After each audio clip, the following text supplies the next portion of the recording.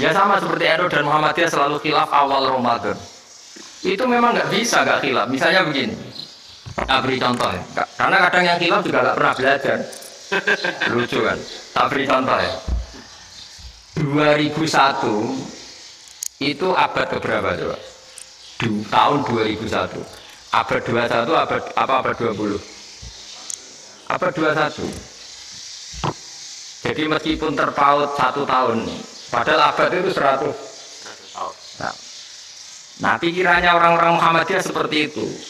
Hilal kalau sudah melewati garis ufuk, meskipun setengah derajat atau 1 derajat itu sudah ikut bulan berikutnya. Sehingga ya sudah, meskipun sekian derajat sudah dianggap Ramadan. Nah, pikirannya orang itu enggak. Harus ru'yah bil fi'li. Itu sebetulnya lagi-lagi sebenarnya ada masalah NU dan Muhammadiyah itu di kitab-kitab ya seperti itu. Kita ini nggak biasa goblok ya.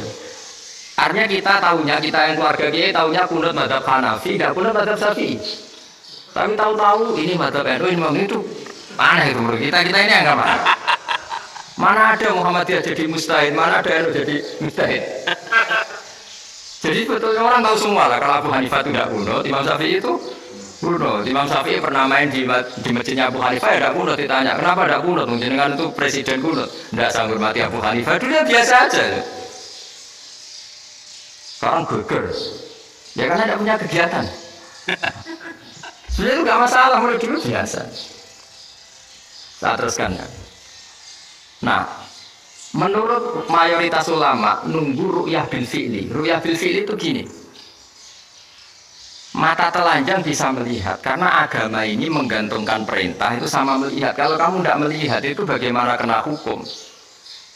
Jika gini, Pak Rektor datang ke rumah saya, tapi saya nggak tahu. Kena nggak saya hukum harus menghormati?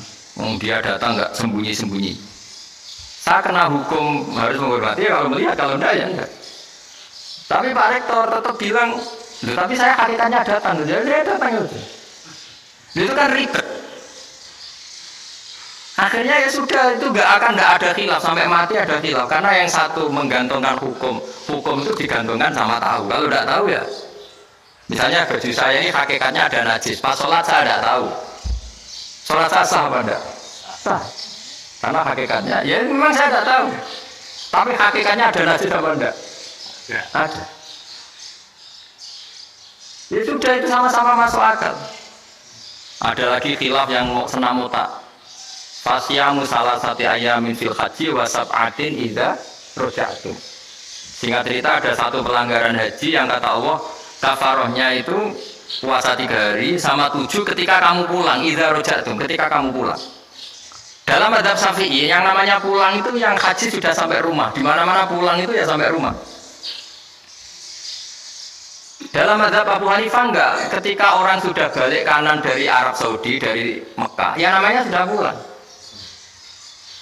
Misalnya gini, ini Pak Rektor pamit saya, Pak Haris. Gus, Pak Haris mana? Ya sudah pulang kata saya, padahal sampai pandangan belum sampai. Tapi bagi keluarganya belum pulang.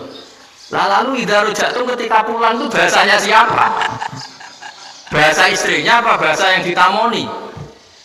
Kamu ditamoni orang, terus tamunya mana? Sudah pulang. Tapi tanyakan istrinya, belum pulang. Khilaf-khilaf gini kok jadi geger itu kan goblok banget. Maksudnya itu sedih biasa, itu biasa. Jadi ya karena memang ini bukan masalah akidah, ini masalah furu'iyah, masalah fikih itu masalah furu'iyah. Mau tidak mau harus beda. Misalnya di sholat juga gitu. Wa ayu qu'udin wa adal musolli sokat sholatu. Duduk dengan gaya apapun itu sholatnya sah. Jika sampai kalau haji atau umroh, orang Arab itu jangan duduk enak awak di kursi.